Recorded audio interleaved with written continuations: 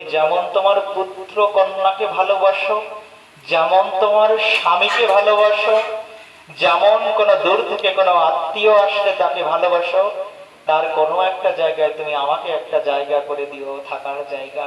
আমি তোমাকে জনম জনম সুখ দিয়ে যাব। যখন দুর্যোধনের রাজপ্রাসাদে গোবিন্দকে নিমন্ত্রণ করেছিল দুর্যোধন, বিষয়টা আপনাদের অনেকের জানা জ্ঞাত আছে, যে কৃষ্ণ তুমি অমুক দিন আমার গৃহে আমার প্রসাদে তুমি ভোজন করবে, আমার দ্বারদর্শী তোমার প্রসাদ প্রস্তুতি করে নিয়ে বসে থাকবে। কৃষ্ণ এসেছে।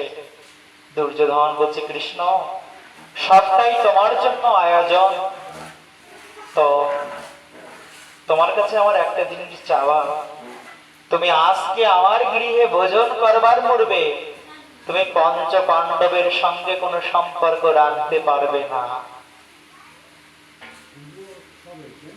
যে আজকে তুমি আমার গৃহে ভোজন করার পরে পঞ্চ পাণ্ডবের সঙ্গে কোনো সম্পর্ক তুমি রাখতে পারবে না।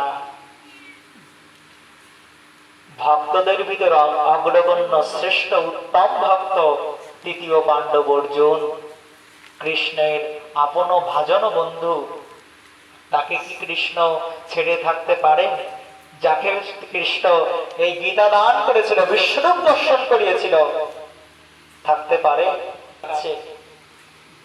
বিদুরকে ডেকে বলছে, তুমি কেন কাঁদছ?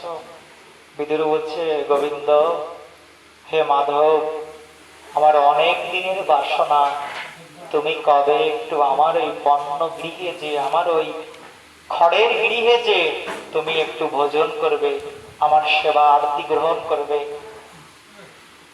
দেখুন দন্য কার ভিতর কি? দুর্যোধন বলছে, তোমাকে আমি খাইয়েছি কোন স্বার্থর সময়, অন্যান্য সারা বছর খবর ছিল না, ভোটের সময় সে হাজির হয়েছে।